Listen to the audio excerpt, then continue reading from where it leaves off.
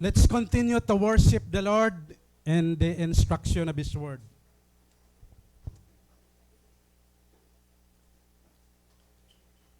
Hearing God's Word is worship. Anything we do that pleases the Lord is worship. So,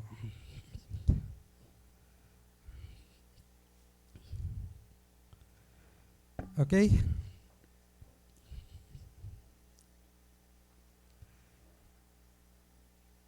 Let's now go back to our series about resurrection. So, pampira na ini naton yan na nga series where we are on 1 Corinthians chapter 15. 1 Corinthians chapter 15 is called the resurrection chapter. Because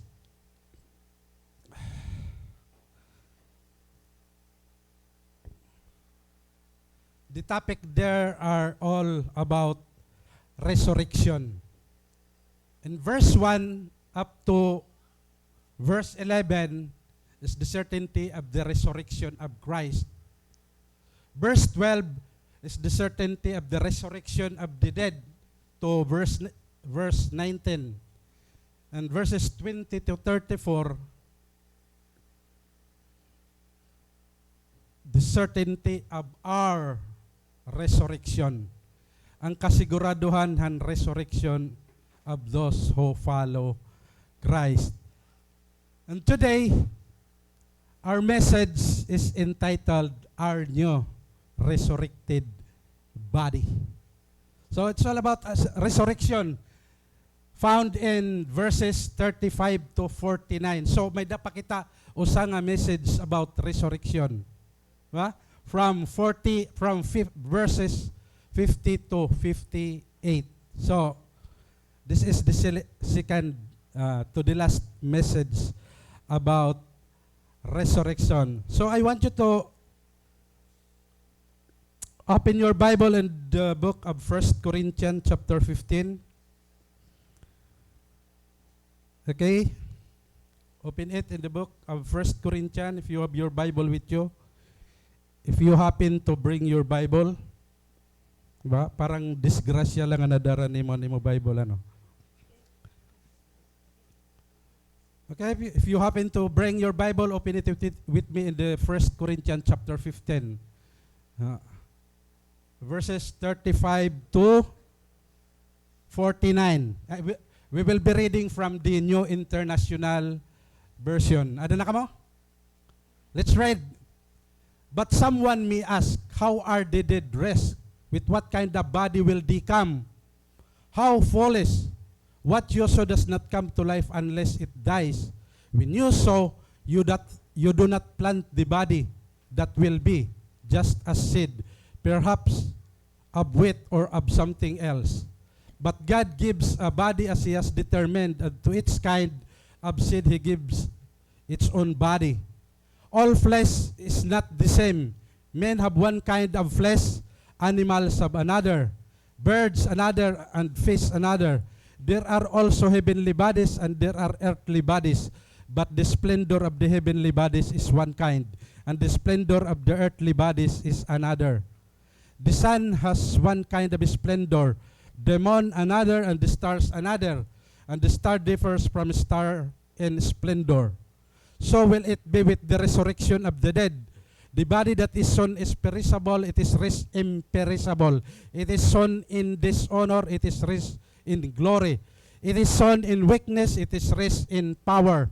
It is sown a natural body, it is raised a spiritual body. If there is a natural body, there is also a spiritual body. So it is written, the first man Adam came a living being, the last Adam a life-giving spirit. The spiritual did not come first, but the natural, and after that, the spiritual. Verse 47, the first man was of the dust of the earth, the second man was the second man from heaven. As was the earthly man, so are those who are of the earth. And as is the man from heaven, so also are those who are of heaven.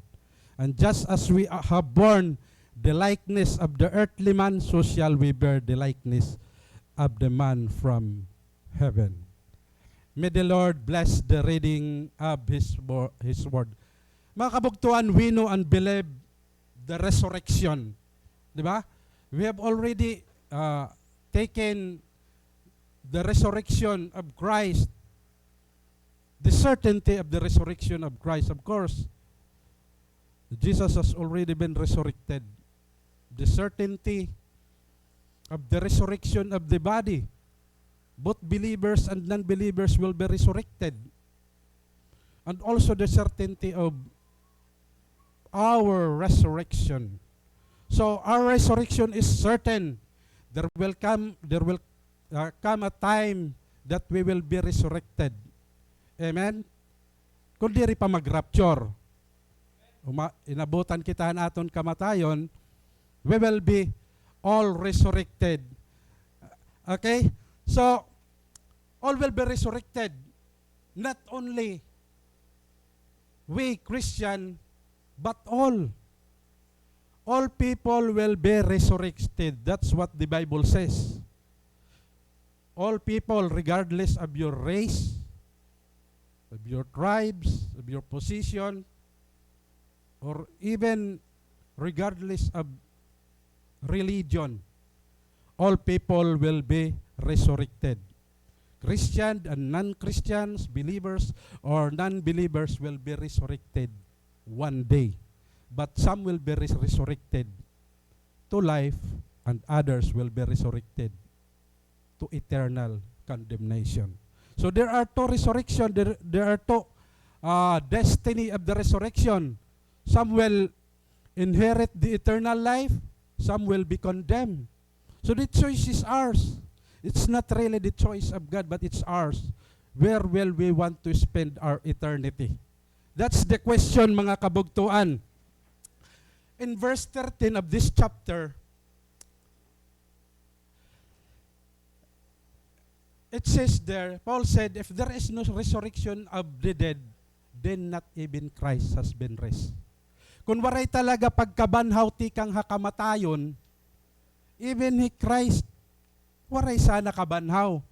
We were celebrating the resurrection of Christ every year, reminding us that our leader, our founder has been resurrected from the dead.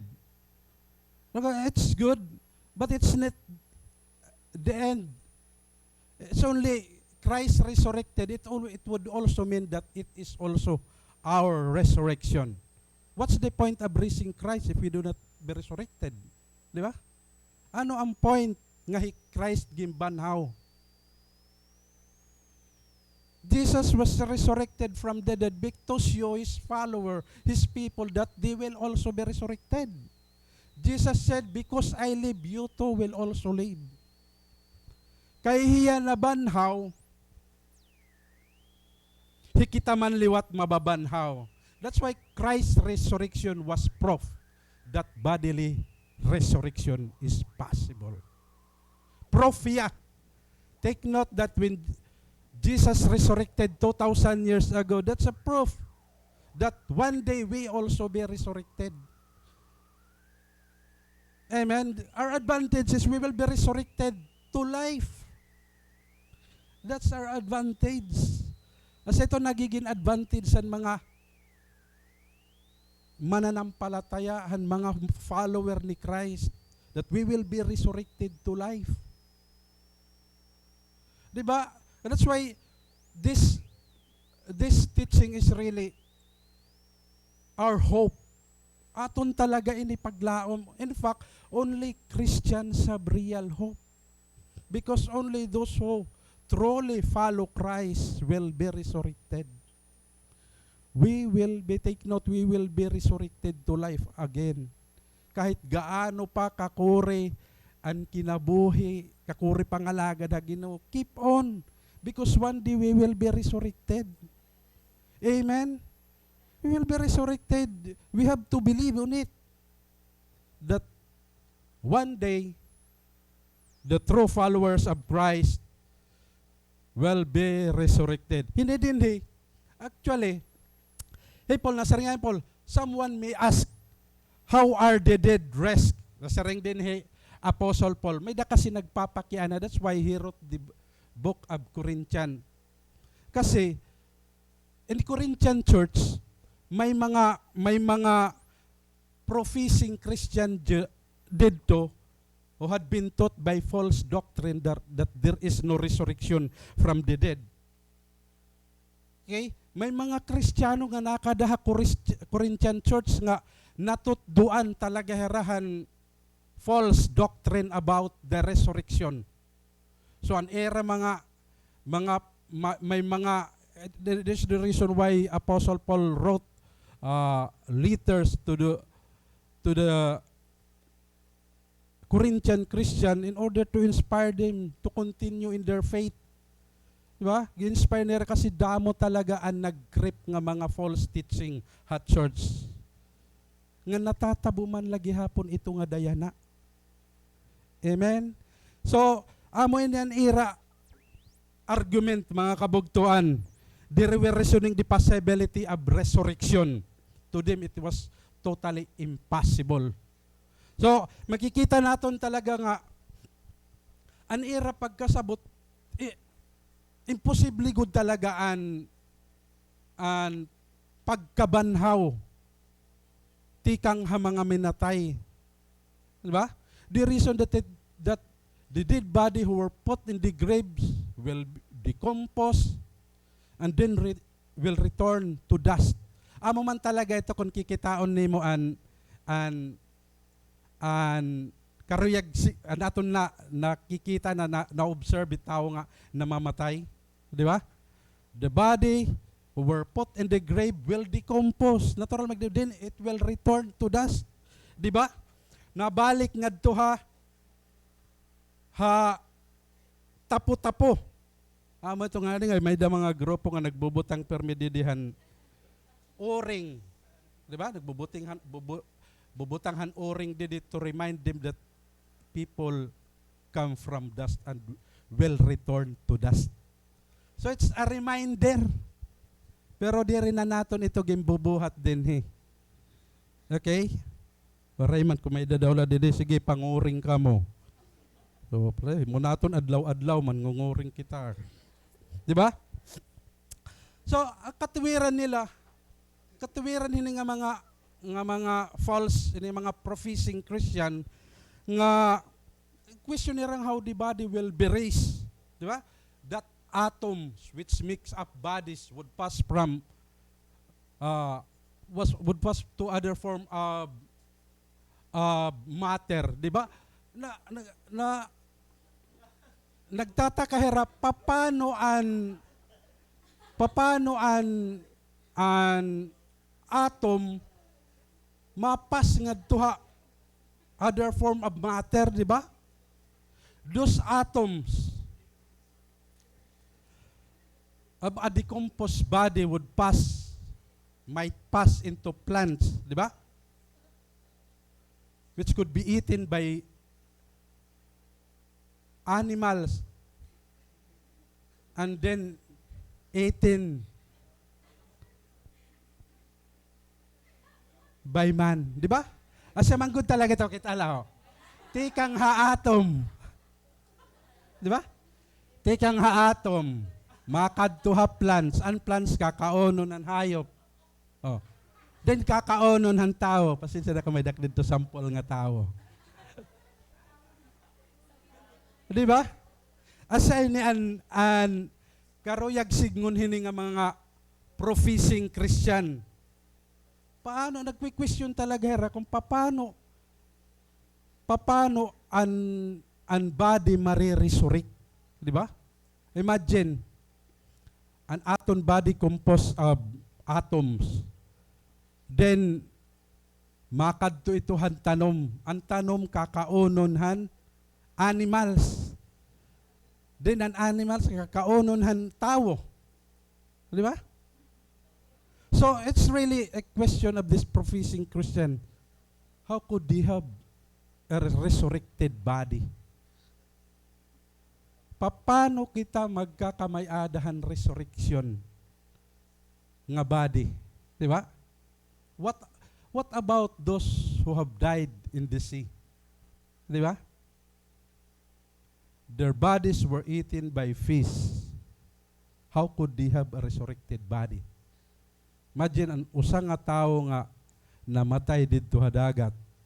Ingkaon han pating, gintunga-tungaon, ingkaon han bulinaw, han ano pa dida nga whatever nga mga isda. Di ba? Then, how could they have a resurrected body during this resurrection? May argumento talaga ang mga Corinthian Christians. They were asking Apostle Paul, nasa ringirakan Apostle Paul, how are they dressed? Amen? How about those who have been cremated? Di ba? How about those who have been cremated? There are culture that their loved ones who have been cremated were spread in the oceans. May mga culture nga suga dito, paniniwala. Others were put in the river and ashes. Ginpapasarang ito ni Raha Ocean, ang iba naman niya culture gin huhuwad and ashes dito ha mga river. So nakukurian talaga pag hunahuna ang mga Corinthians how they could have a resurrected body. Di ba? Ginkremit na. Ginpasarang pa dito ang ocean or river. How can they have a resurrected body? That's a question. Di ba? What about also those who have kidney and heart transplant? Di ba? May da pala recently may da gin transplant usa nga tawo gin butangan han heart han baboy. Di ba? How could they have a resurrected body? The natural mind find it's incredible to believe the resurrection in light han aton na discuss na. Surely all of this is impossible with man, but not with the supernatural, sovereign, and miracle-working God. Amen? Para hatawo, imposible ini mangyari. But with God, nothing is impossible. Amen? And even the Sadducees asked Jesus, you know what the Sadducees do not believe in the resurrection. Nasa rin nila chapter 22 of Matthew. That same day, the Sadducees who said there is no resurrection came to him with a question.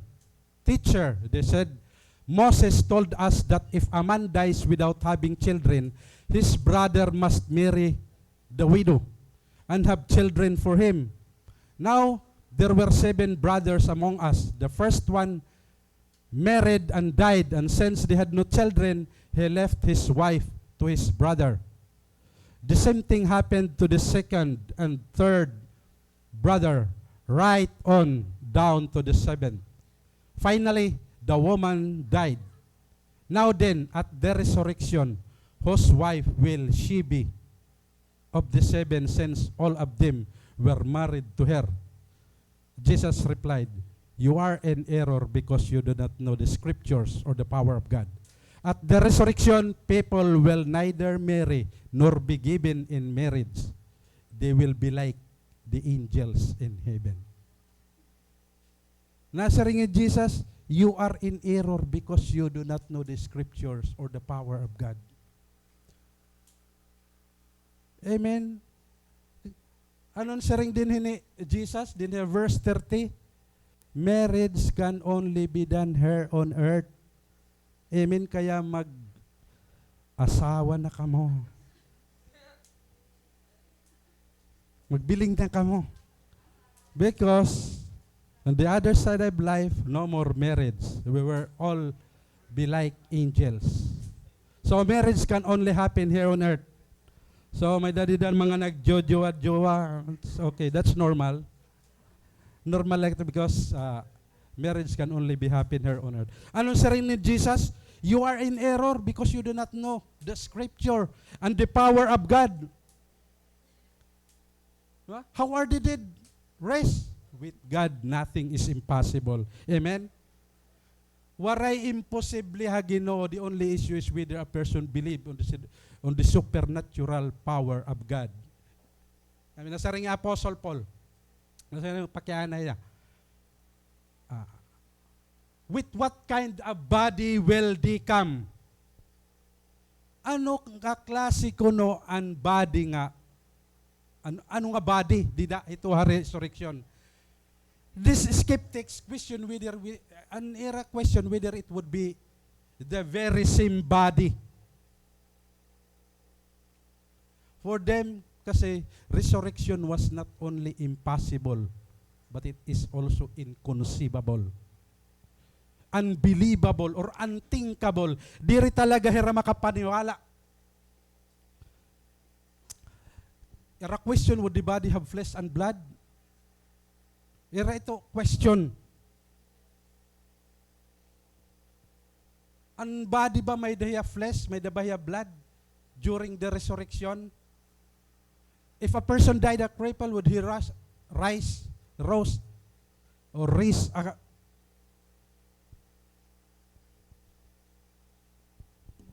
cripple, di ba? Would the body have individual identity? So sa ito na era, question, ha era. Pag na-resurrect ba ang body may dabaya flesh and blood? Kung an cripple nga namatay, pagkabanhaw niya cripple lagi hapon, what do you think?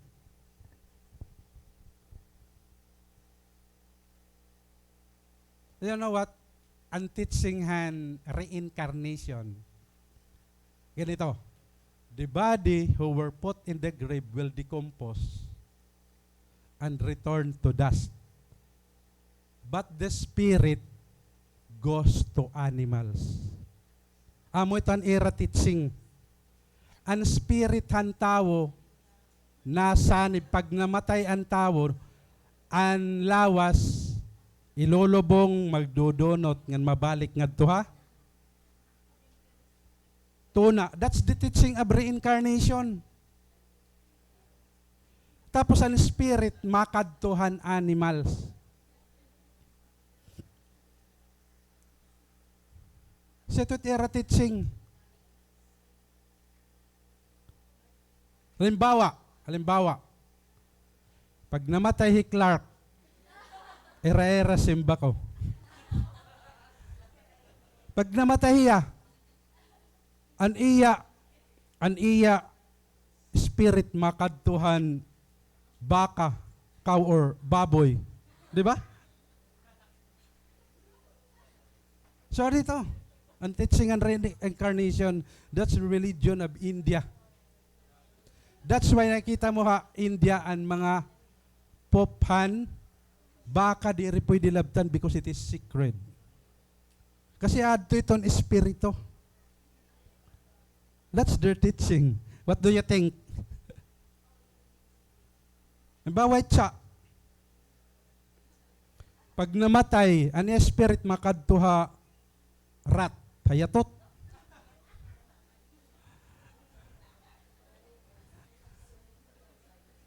Ngayon ang question, what will be the resurrected body during the resurrection?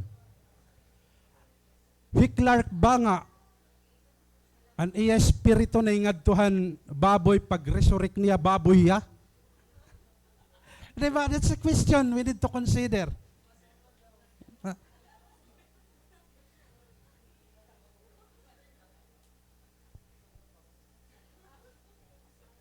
Pag ano mo espiritu na ingadtuhan yatot. Pag resurrect mo, yatot ka na. Diba? That's the question we need to consider. Ngayon, what kind of animal would you go? Animals would you go? When you die. Ano nga hayop karuyag mo pag ikaw namatay? Karuyag mo kumadto ni espiritu. Kasi kung Ang espiritu nimo kumadtuhan monkey. Pag resurrect nimo, monkey ka liwat.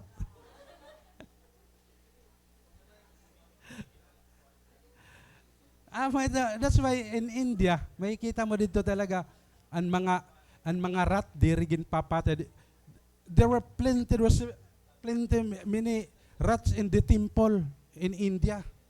Ato ito tutubungan pait niya rin titimplahan ni ragata so dito.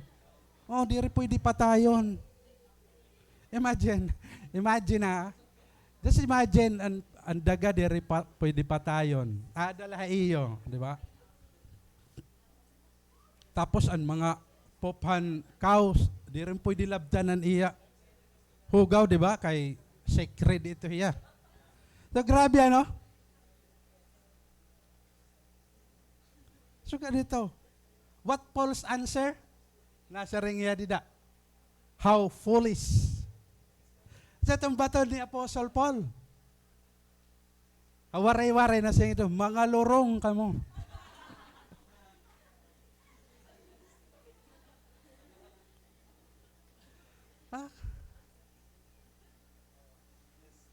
Ito in verse 36. In verse 36 to 38, how foolish. What you sow does not come to life unless it dies. When you sow, you do not plant the body that will be, but just a seed, perhaps of wheat or of something else. But God gives it a body as He has determined, and to its kind of seed He gives its own body. Ito, Paul gives a general answer as to what kind of body at the resurrection. He concludes that it would be a different body, but will maintain its individual identity. Amen? Different body. Take note of Paul's answer. It's a different body, but preserve its individual identity. So, the body that we have right now is not the body that will be resurrected during the resurrection. It would be totally a different body. Because our body today, the physical body, the natural body this body is not fit for eternal kingdom. This is not fit for heaven. That's why during the resurrection, it will be changed. Di ba? Nasing dinilita, verse 15, in a flash, in a twinkling of an eye, at the last trumpet, and body will be changed. It will be changed from corruptible into incorruptible. From mortal into immortality. So, our physical body, the body that we have right now will be totally changed. Babal yun nahiya mga kabugtuan. It would be a different body. Mga kabugtuan, it would be a different body. The resurrected body is a different body, but the same body in essence. It would be a different body, but the same body in essence. The same personality. The same individuality. The same substance. So amo lagi hapon an imo personality. But different body composition. Iba na ang imo body, but will maintain, will preserve your identity. Pag ikaw Clark, yan na makikilala mo Clark dito, Clark lagi hapon. Di ba? As siya lagi hapon, because it will retain, it will preserve our identity and our personality. So siya lagi hapon, pero different body na. Maram baka mo that every particles of our body changes every 3 years, yet we are the same person. Every 3 years, nag-change ang aton particles. Pero pareho lagi hapon kita nga person. Amen? Pareho lagi hapon. That's where we are going to know each other in heaven.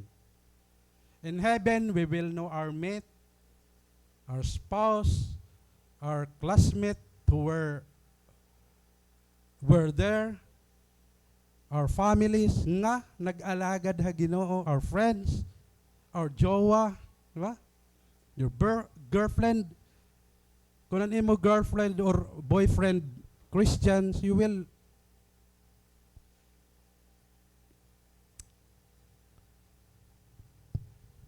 magkikita pa kamo dito ha langit. Amen? That's why the physical body will be changed, because our physical body today will not fit on the eternal dwellings, will not fit on the eternal kingdom. So aton talagaya na physical structure, therein hiya pwede ha heaven, the kingdom of God. That's why during the resurrection, the physical body will be changed. Babag-ohon hiya. Nasa ringan niya, verse 39, all flesh is not the same. Men have one kind of flesh, animals have another, birds another, and fish another. So may kamay-ada, an nga tanan nga mga flesh, diri hiya puro pariho. An humans iba, an animals iba, an fish iba, an birds iba. Iba-iba. A scientist could tell a single cell whether human here or fish or birds, di ba? Yan na ma-determine na han science kung ano hiya diin hiya tikang. Di ba? Pag nag-adobo ka ang karne, nag-adobo ka ang isda, tuna. Diba? Nag-adobo ka ang tamsi, nag-adobo ka ang tao. Pag tilaw mo nga na, mabidistinguish ni mo. So, iba-iba talaga ang flesh. Paul's continue. Kasi nga, there are also heavenly bodies and there are earthly bodies. But the splendor of the heavenly bodies is one kind, and the splendor of the earthly bodies is another. The sun has one kind of splendor, the moon another, and the stars another. The stars differ from star in splendor. Diba? If God has made trillions of different celestial body in the heavens, and not one of them is the same, yet they have similar qualities, why is it impossible for us to believe the resurrection of the body? Di ba? Kaya nung nga, ginhimo na nga niyang Ginoo ang trillions of celestial bodies. Di ba? Why is it unbelievable that He can resurrected a body different from the natural body, from the physical body, or from the earthly body, but maintain its individual identity. Di ba? Ang bato ni with God, nothing is impossible. Waray man talaga imposible ha Ginoo. Di ba? Nakikita mo ba ha Ginoo nga, this is a God of the impossible? With God, nothing is impossible. Kung ano man ang aton ginaagian niya na, anon aton circumstances nga da God knows. And nothing is impossible with him that believe. Waray imposible para ngadtuhan mga natuo ha Ginoo. You know what? I was so saddened because siguro past months nagkita kami han usanahon nga bugto ha Ginoo didto ha amon. Tapos nagkamay-ada hiya sakit. Even an iya wife, they were so disappointed about waray namang kuno natatabuhan era prayer. An era prayer, they keep praying on praying for their complete healing, yet waray natatabo.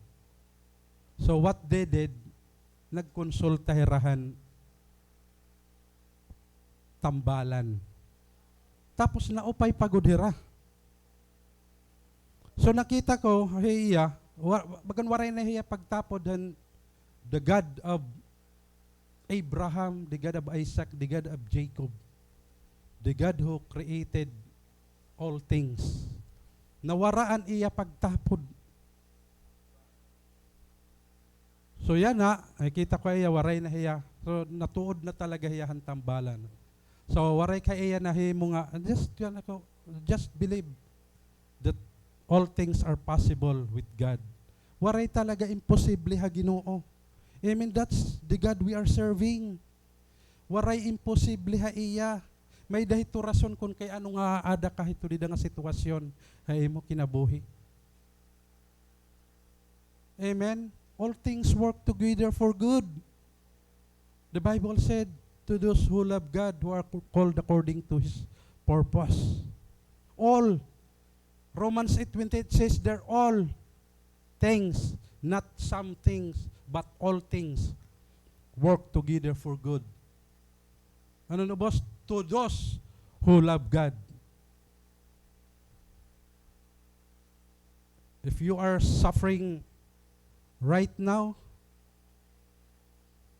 it works. Apostle Paul said, all things work together. May dahito dida rason, may dahito karuyag itutdo ang Ginoo haaton mga kinabuhi. Because all things work together for those who love Him. Amen. May dahito mga kabugtuan karuyag signon. So, Apostle Paul's continue. Nasarya din, so will it be at the resurrection of the dead. The body that is sown is perishable, it is raised imperishable. It is sown in dishonor, it is raised in glory. It is sown in weakness, it is raised in power. It is sown a natural body, it is raised a spiritual body. If there is a natural body, there is also a spiritual body.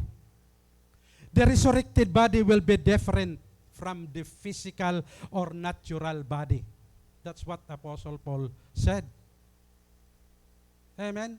The spiritual body is different than our body today. Nasaring niya, kasi ni Apostle Paul, the body that is sown is perishable, it is raised imperishable. The resurrected body will not be liable to decay, nor it will be subject to disease or infirmities. Di rin liable madunot during the resurrection. Your new resurrected body is totally different.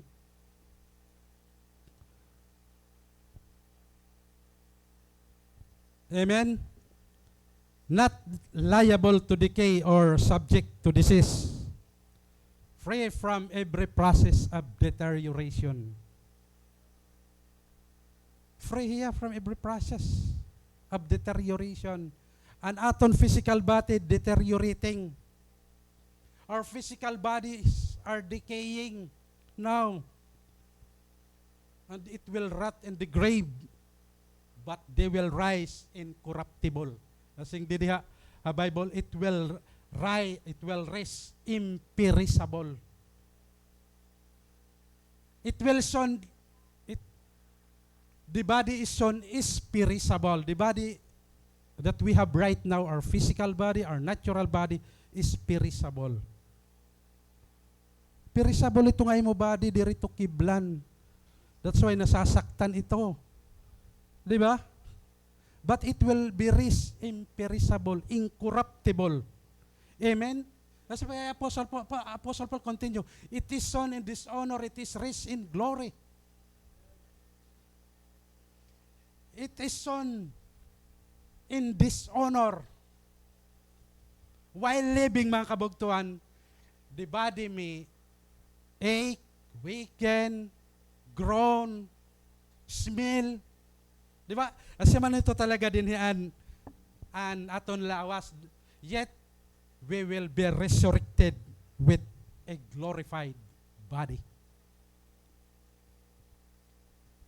We will be resurrected into a glorified body.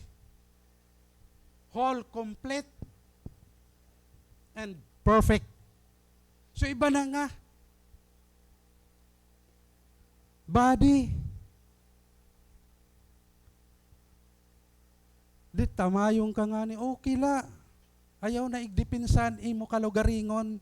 Kay diri ito asi ang body nga karuyaghan Ginoo aton. We have totally a different resurrected body. The body that is sown in dishonor, it is rest and glory. Dishonor men na mga moy, di ba? Malain, madudunot, di ba? Amo itong may dahiya bad odor.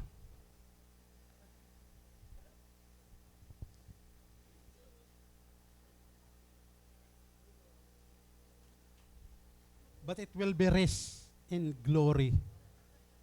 It will be more beautiful than anybody today. Magkaiba na ang body di dahan resurrection. Ha? Heno din ang nagpa ano pa ito? Nagparitoki.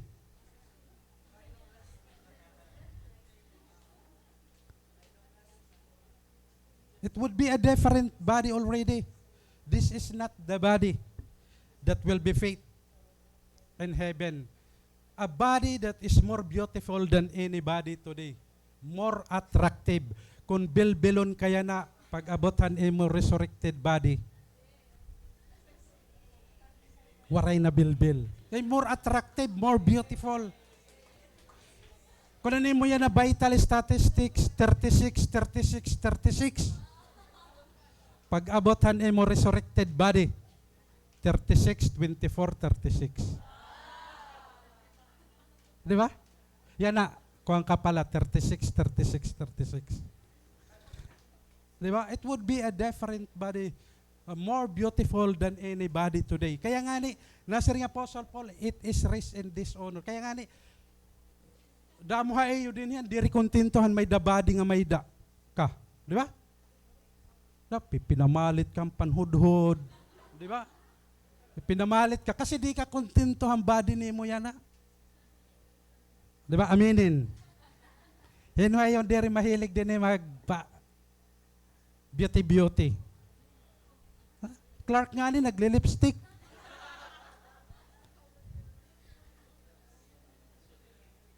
So it is rest and dishonor. It is sown in dishonor, but it is raised in glory. Grabe mga kabugtuan. Maupay na talaga ang resurrected body. Yan na, pagsugad mo ito, ibang amoy. May power. During your new resurrected body, it would be totally different body. More beautiful than anybody today. More attractive. No bilbil. No arom. No whatever infirmities itong adahae mo. It would be different.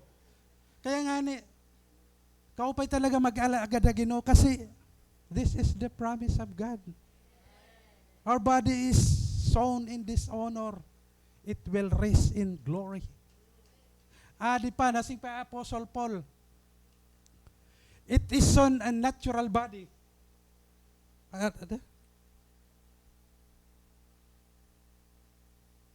It is sown in weakness. It is raised in power. You know what? Our present body today is weak. Vulnerable. Sickly. Di ba? Madali manghina. Madali mapagod, marupok, madali matukso. Di ba? Masasakitin. Di ba? Kasi manggod talaga ito. Ang aton physical body today is unpredictable. Ang akong cousins just the other day, nagluluto pala kuno adtuhan irasura, baga adobo. Kinabuwasan, na kumatos. Adto hospital yan na.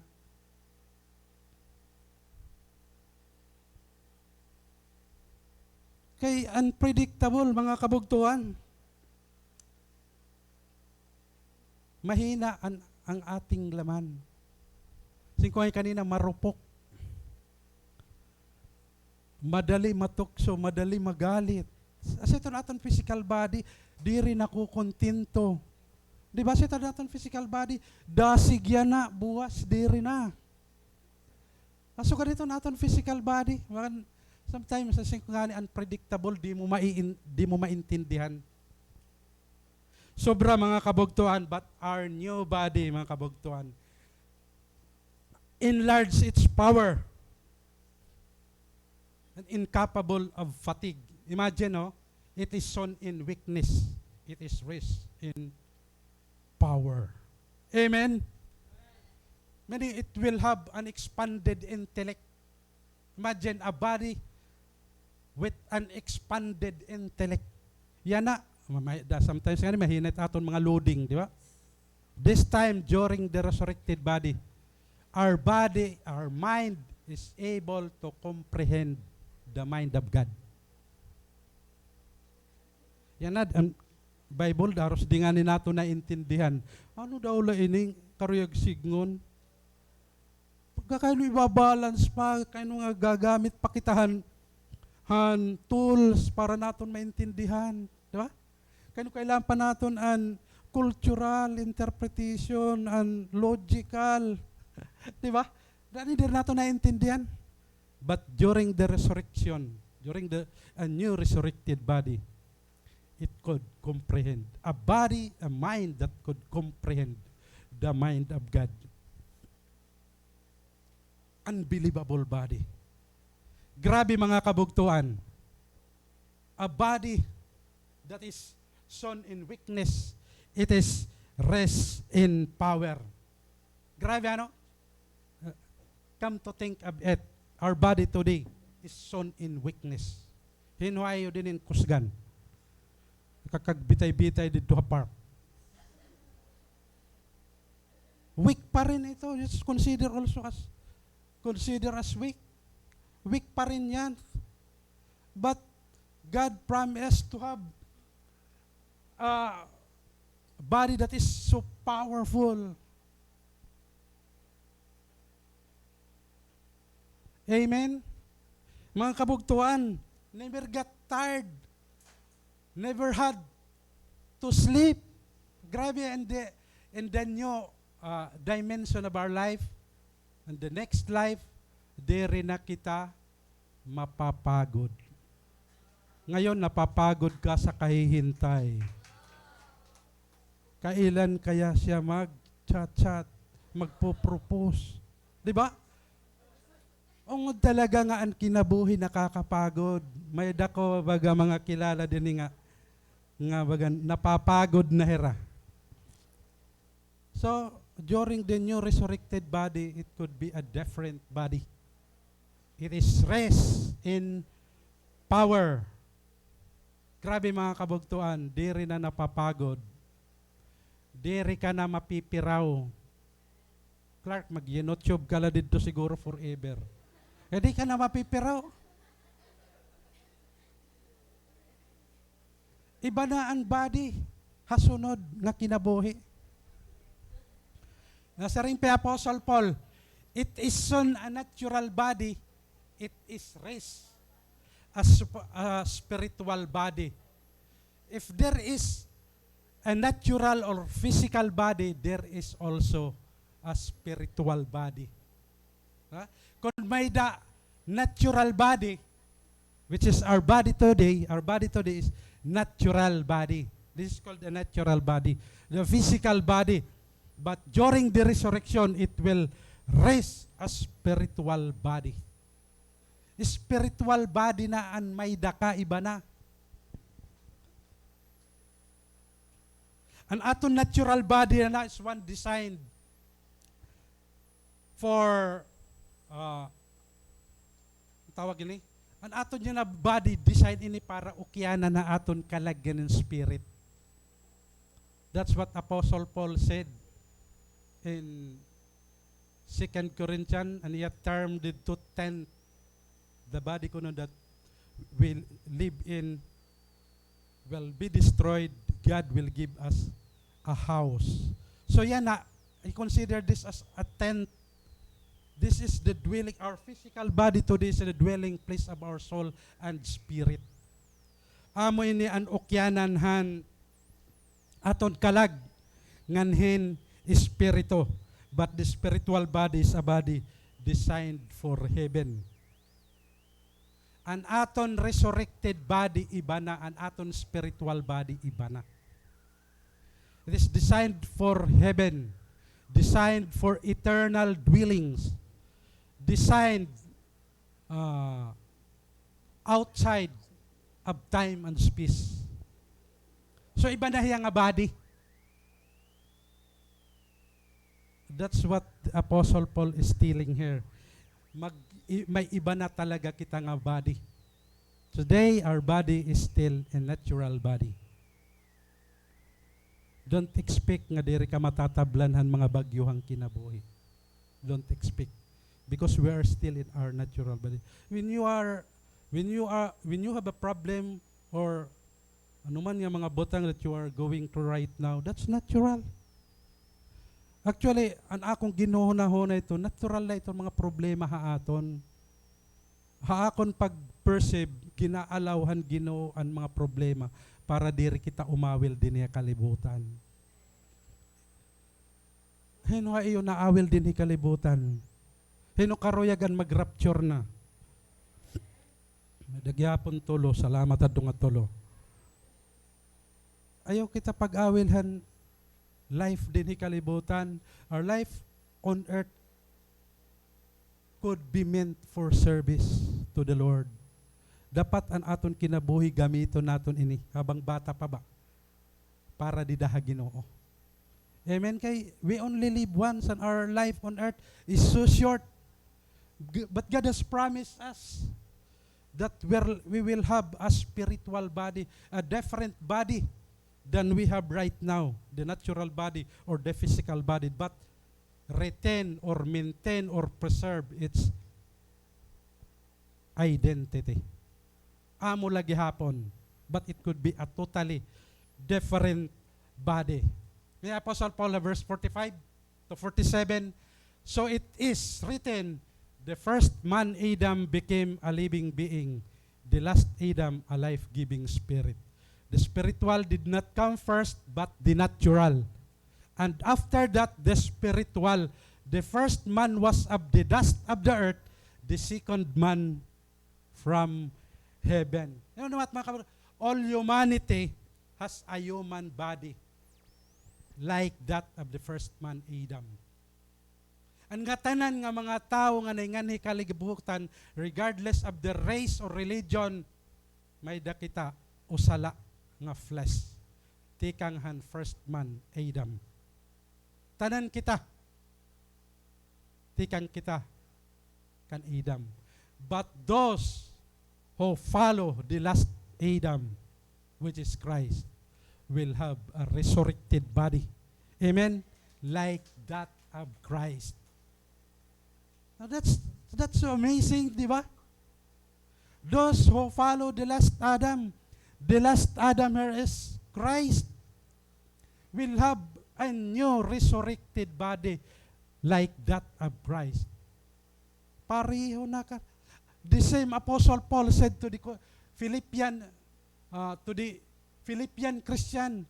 Apostle Paul said, but our citizenship is in heaven, and we eagerly await a Savior from there, who by the power of that enables him to bring everything under his control, will transform our lowly bodies so that we will have, so that they will be like his glorious body. So an aton body will be like the body of Jesus Christ. Is that so amazing? Di ba? An aton body na mata-transform, mati-change from perishable into imperishable, from dishonor to glory, from weakness to power, from spiritual body, from natural body, to spiritual body. The same body like that of Christ. Pareho nahan body ni Kristo. The question is, what then was Christ's body like? Ano nga klase ang body ni Jesus? Ano ang klase ang body ni Jesus? If our body today someday will become like that of the body of Christ, then what kind of body that Christ has? What kind of body?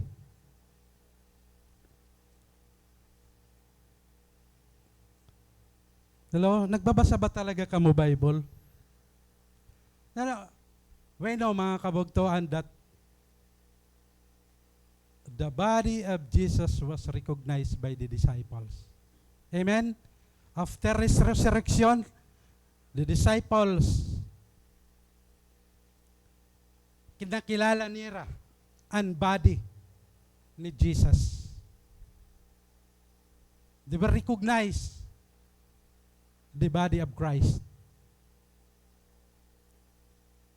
The body of Christ could eat food. So we are. Jesus kumaon pa. In fact, kumaon niya isda, honeycomb. Di ba? But not anymore subject to food nourishment. You can eat, you can fast. Nadependihan imo desire para kumaon. Pwede ka kumaon, pwede lot diri. I think kay Clark magkikinaon din dito heaven. Amen? Kinaon niya din ito, nag-church siya, pero may pagkaon dida. Nasaro na lang kami. So I think kini Clark dito, mahilig ni talaga kumaon. So amo talaga ito heaven. An aton physical body will be like the body of Christ. Can be recognized. Could eat food. Christ resurrected new body, breath. Oh, makakaginhawa lagi hapon.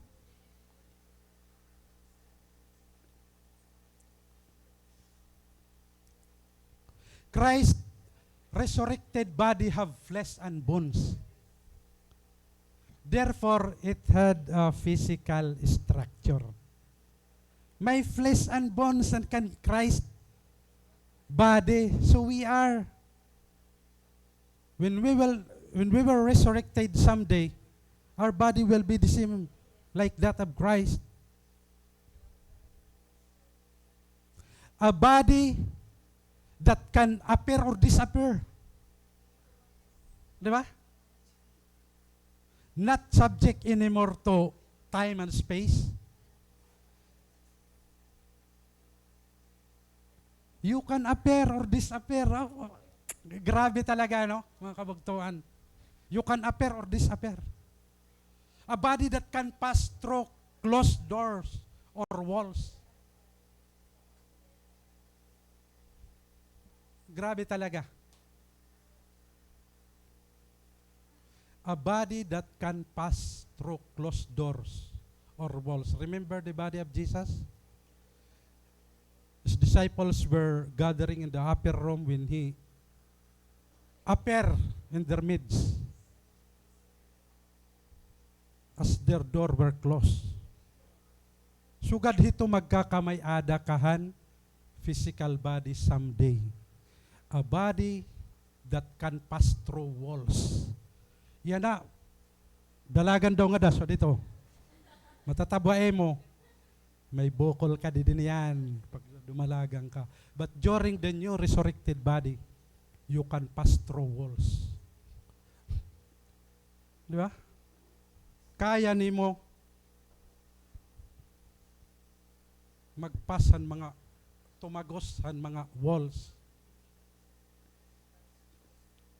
Mga close nga doors. Grabe ano? Your body will be infatigable never get tired, never got tired, never had to sleep. Iba na talaga mga kabugtuan. What an exciting future we have as Christian with our new resurrected body. Are you excited? Yes. Dapat excited ka. Dapat nagpapadayon ka. This is the promise of God, and we will have a new resurrected body.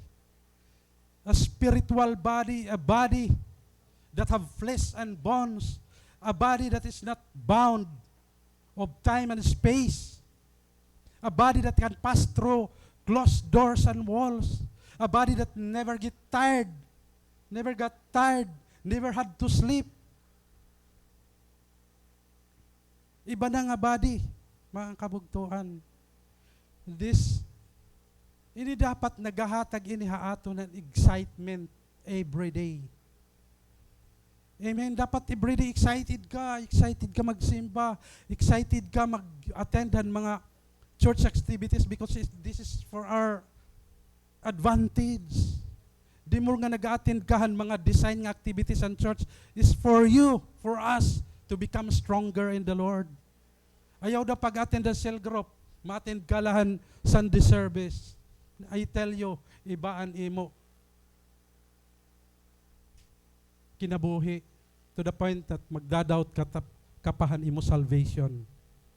Attend everything nga mag-i-inspire imo, makapadayon pag-alagad di da Ginoo. Amen. Kaya nga ni, it cost. Ang pagpangalagad da Ginoo, it cost, mga kabugtuan.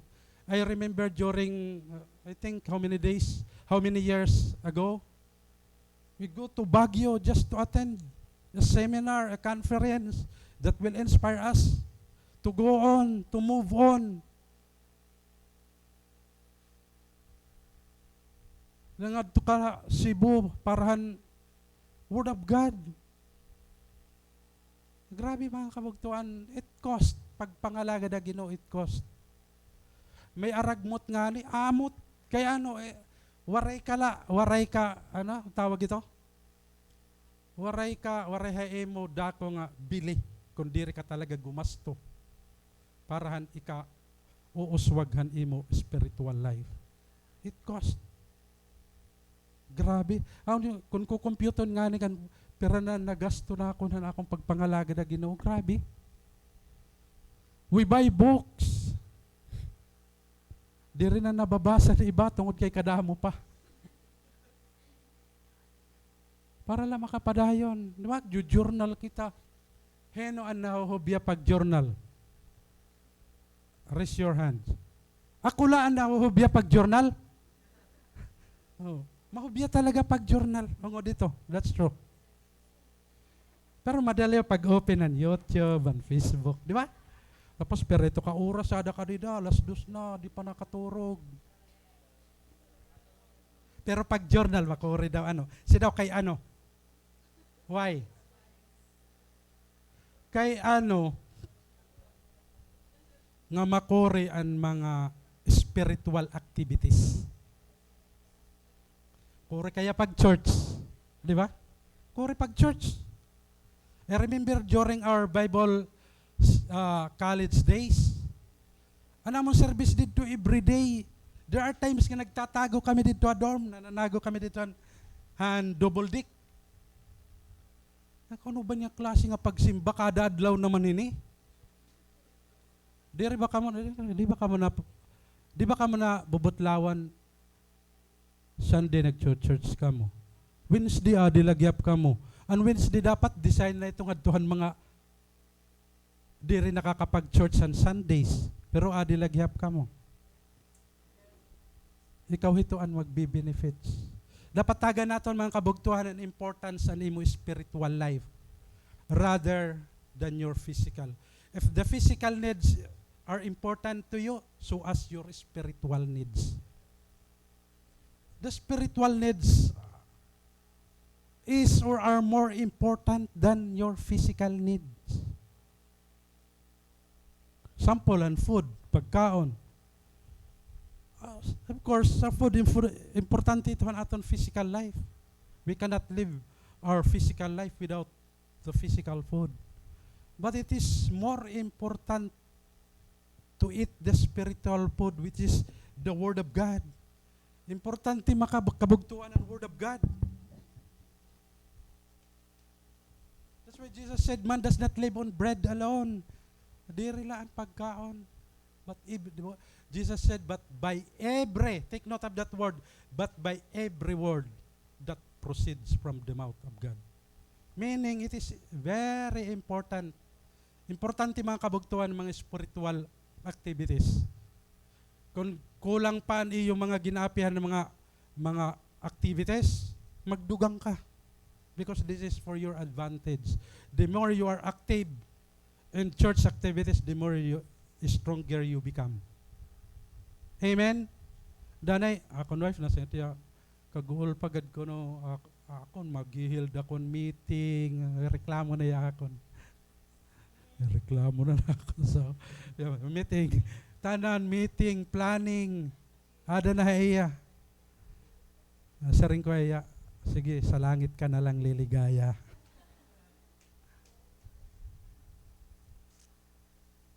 Mas madali diri magpastor, I tell you. Mas madali. Mas madali diri mag-serve ang Ginoo. Sandi nga to ka church. Okay man la. So just sandi balik ka, waray ka, diri ka nagsiserve ang Ginoo. Pwede, di ba? Makuri talaga pag actually makuri talaga pag alagad ang Ginoo. No? We have a resurrected body. Now, if this does not excite you, then you have a problem. Di ba? Kung ini nga body that God has promised to us, a different body, a spiritual body, a body with power, a body that is imperishable, incorruptible, if this body does not excite you, then you have a problem. Kung diri ka makapagpadayon pag-alaga na Ginoo, talagang may problema ka. Di ba? May problema ka talaga. Who can imagine a body without weakness? Di ba? Without infection. Without tiredness. Yeah. A body without sickness and even a body without death. That's quite unimaginable. Amen. I invite you to stand up as we end our message.